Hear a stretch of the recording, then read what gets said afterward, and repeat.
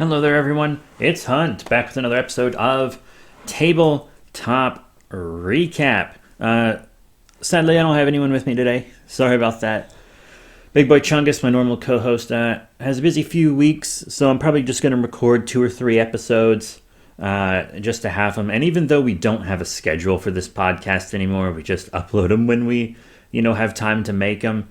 I still want to have some for you. I don't want to go too long without anything.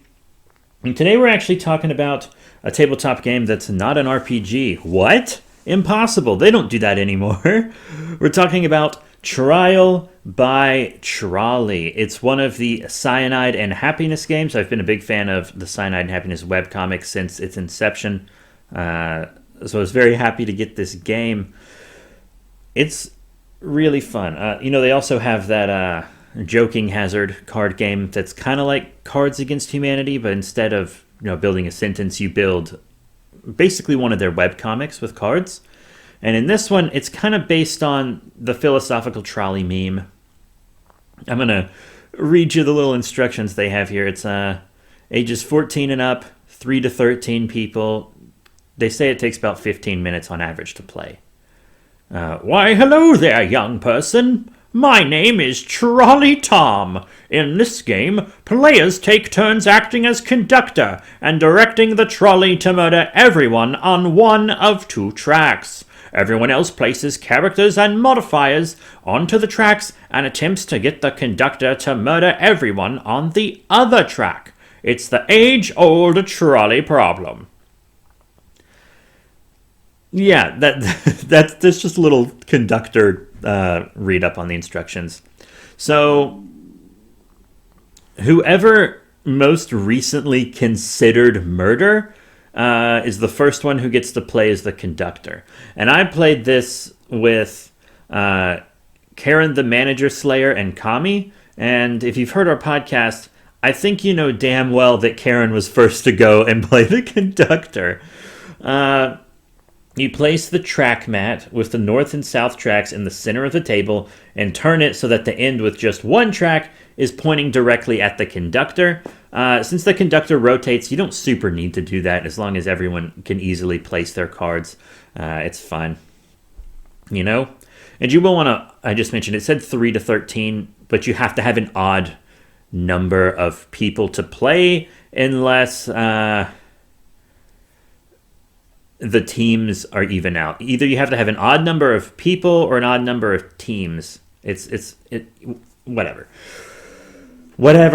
Now you separate the innocent, guilty, and modifier cards into 3 different decks. Shuffle them, of course. I place them face down on the table where everyone can reach them.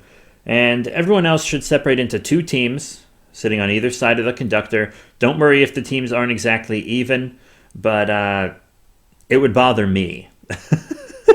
That's why I said maybe have an odd number of people, because it would bother me. But whatever. The 2 teams, it's fine. And you're going to change every round, no matter what. So it doesn't super duper matter. We all draw cards. So 1 player on each team will draw 3 innocent cards. Keep them secret from the other team, obviously. Someone else on each team is going to draw 3 guilty cards. Keep them secret from the other team. And then a different player is going to draw 3 modifier cards. Do I have to tell you to show them to the other team? Probably not, right? If you don't have exactly 3 people on each team, don't worry. You can share the responsibility of drawing and placing cards together. If there are more than 3 people, every extra player should draw 3 modifier cards and choose 1 to play during step 5. We'll get to step 5 in a bit. And then in large games, you'll have lots of modifiers on the tracks. So, each team then plays a random innocent card. So, to start the tracks, each team draws a random card from the innocent track deck and places it onto their own track. So, this is something that, of course, would make the conductor not want to go on your track, which is why it's random, you don't get to pick it, etc. It's just a hindrance that everybody gets. And then each team chooses an innocent card. So then each player who drew innocent cards chooses 1 card from their hand to play on their own team's track. Make sure to place it where the track ended, extending the track. and discard anything unused. And then each team chooses a guilty card. So each player who drew a guilty card chooses one card from their hand, places it onto the other team's track. The other team's track, because you want to convince the conductor to run over everyone in that track. So you want to really make it something so bad that it cancels out the good stuff. So the card should be placed as the final piece. And the goal is, of course, to sabotage the other track. Like I just said, convince the conductor that everyone there needs to die. Discard them cards! Each team then chooses a modifier card. So finally, each player who drew a modifier card plays one of their modifiers onto any character on any track. Modifiers can be good or bad. They can be put on anything. So, for example, the card A Homicidal Mime, you could place a modifier on the mime, or you can aim your modifier at, like, the victim. So maybe the lady has an 80% chance to be the next Hitler. You know, it's just a thing. And that was part 5, by the way. Then each team argues. They basically pitch. They present their case to the conductor. So the conductor has to make a choice and send the trolley barreling down one of the tracks, murdering everyone and everything on that track. But before the conductor makes their decision, each team should argue as if their lives depended on it, to get the conductor to save their track and murder the opponents. So once the conductor has made up their mind, they throw the lever crunk, and everyone on the chosen track dies. Each player whose track was murdered receives a death token, a black mark upon their very soul. What we did when we played was we had one side argue on why the other team should be the one run over, and then the other team would defend their side and then argue why the other side should be run over, and then it goes back to the first side and they defend their side. So that way everyone could argue why theirs should be left alive and also defend themselves against any criticism from the opposite side. We found that that worked very well, and I do recommend doing it that way. So, on to the next choice. All cards played during the round are discarded into a pile next to their respective decks. And if a deck runs out of cards, obviously just shuffle the discard pile into it and keep playing. So the player to the left of the conductor becomes the new conductor for the next round. Rotate the trackboard so that the end with the single track is facing this new player. Once again, you don't super duper have to do that as long as everyone can properly see, read, and reach everything. So divide the rest of the players into 2 roughly even teams, so that you can rotate the conductor, and then just continue onwards. Just repeat steps 1 through 7. Everything I just told you. When everyone has been the conductor, the game ends. In a 3 or 4 player game, you'll go until everyone has been the conductor twice, though. And I've only played in a 3 player game. So, multiple 3 player games. Who wins? The carnage continues until every player has a chance to be the conductor, until each player has felt the terrible weight of the lever in their hands. After that, the player with the fewest death token wins. Woo. But we didn't really care about the death tokens. We didn't really super bother with them. We were just having fun. We weren't making this a competitive game when we did it. Plus, we were too tired anyways. But in the case of a tie, you return home to your families and be grateful that your work on the trolley is done. There is a Trolley Trom variant. So if you're playing this with a variant, you give the Trolley Trom, absolutely, fuck me. The Trolley Tom token or miniature to the player with the most death tokens at the start of each round. Whoever holds the token may draw an additional 3 modifier cards during step 1 and may play an additional modifier during step 5. I haven't played it that way. I can't comment on that. I'm sorry. And then Accomplices to Murder variant. If you want more modifiers in your game, every person playing should draw 3 modifier cards and choose 1 to play during each round. This will make the rounds longer and more complicated, but maybe, that'll be more fun. The game was designed by Scott Hooser, development by a lot of people. Same with illustration, graphic design, Kate Finch.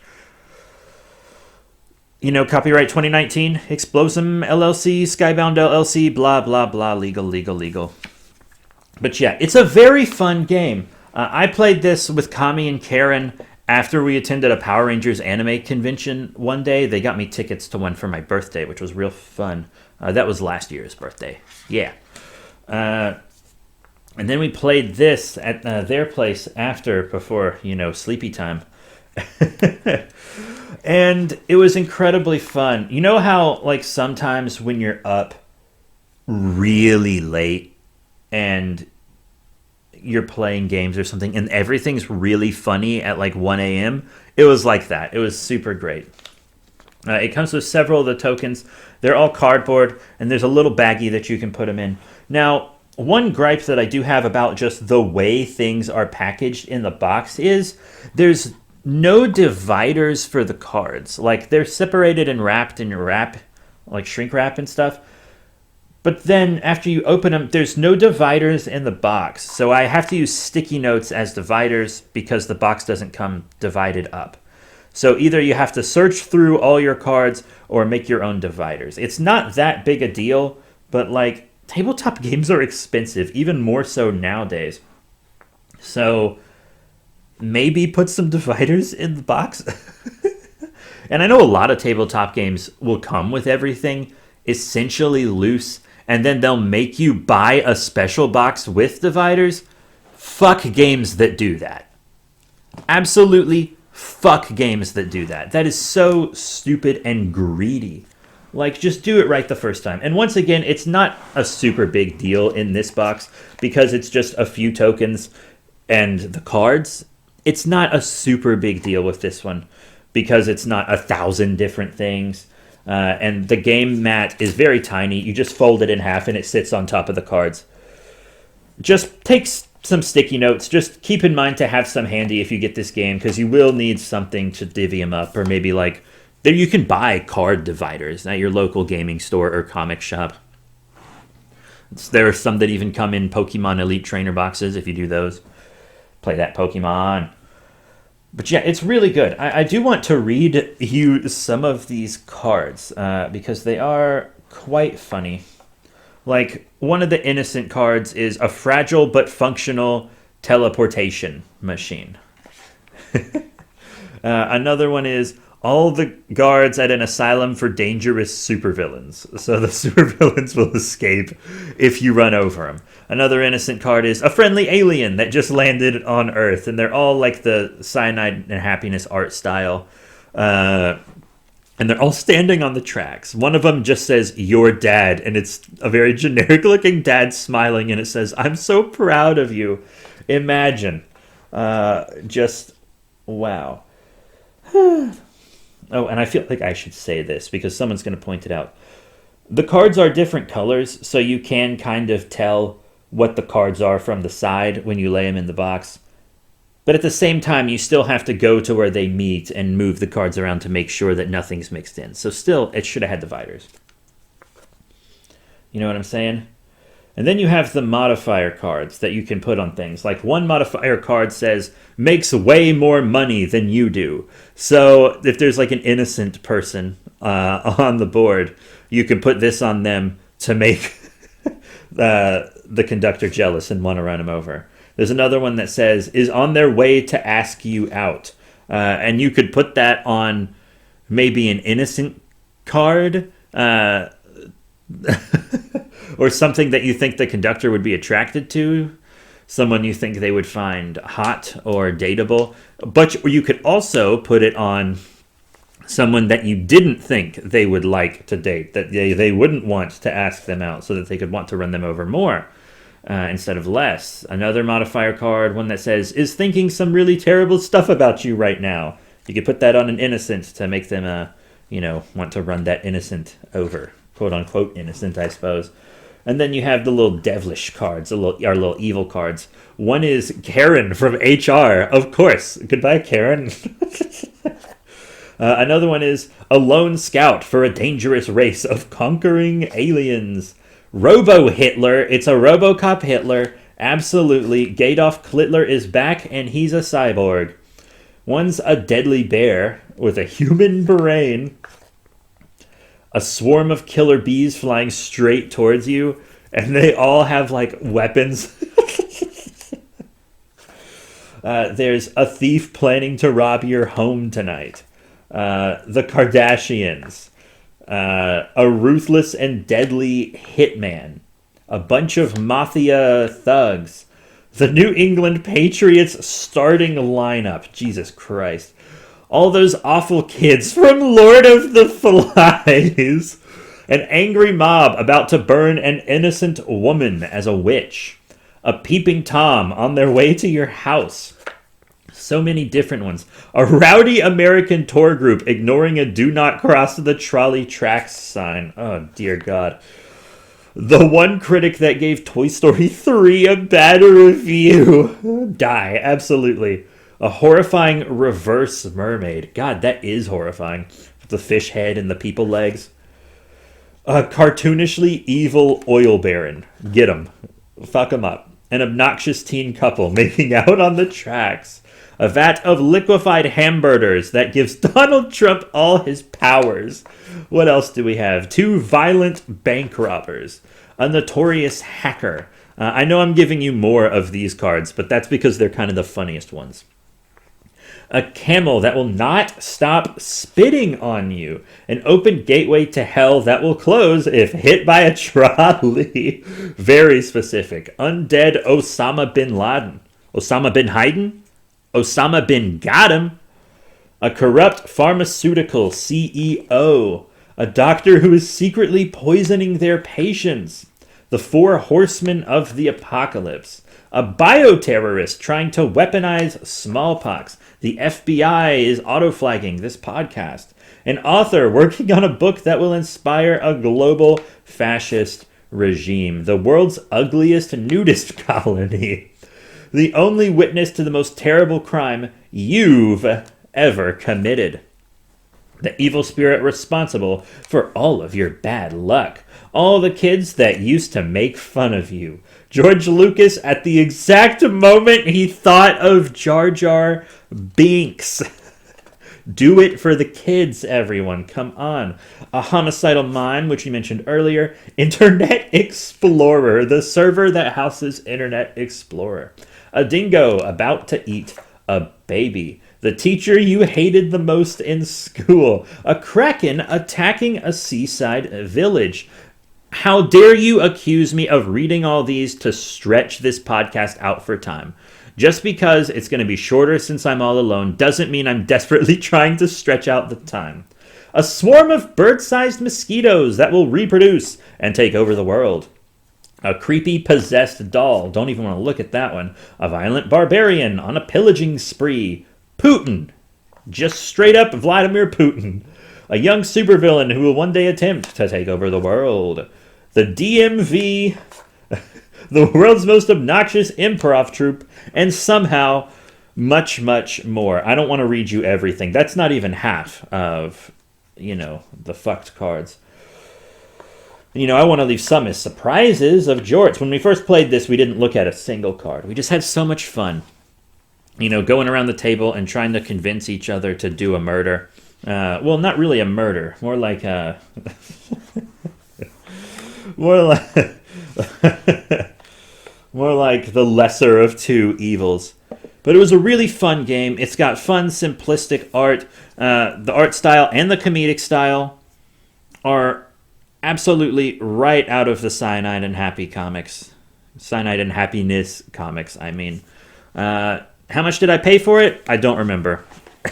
That was in August of 2021. And it's February of 2022 when I'm recording this, if you're listening to it after that. So that's the life I live. Sorry, but it's an incredibly fun game. I really hope I get to play it more at some point because it's dope. It's dank. It's memes. I love the game. I just wish I got to play it more because normally when I'm gaming with friends, there's only 2 of us there physically, if that many. So oftentimes, you just can't do it because this isn't a game that you can really play online like we can Dungeons and Dragons and Call of Cthulhu and stuff, sadly. But that's it. Thank you all very much for your support. I definitely highly recommend Trial by Trolley. It's a very fun game. The Trolley meme has always been a top tier meme, in my opinion. I even still see it occasionally, but since it's an older meme, I usually see it with a twist now. A good classic one would be like, do you run over Harambe or his shooter, It's like, what do we truly treasure, Harambe or the idea of Harambe that came about after he was shot? Fun memes like that. I really like me some Trolley memes. I love me some Cyanide and Happiness, and so this game was really made for me. I truly love it. There's even a Godzilla card, and you all know how much I love my kaiju. So that's it. Thank you all very much for your support. Remember to rate, comment, and subscribe. Check out the cool links in the description below. Facebook, Twitter. I think we just have a link tree and a Patreon in the description right now, to be completely honest. We do have merch. I haven't been saying anything about it because I kind of took off all the merch that we had on the eBay store. And the eBay store has gaming stuff on it, if that link is still up. In our link tree. So the eBay store has no merch, but it does have like singles for trading card games and miniatures and stuff. I need to add more miniatures. But it does have gaming stuff on there. But the merch is really just t-shirts right now.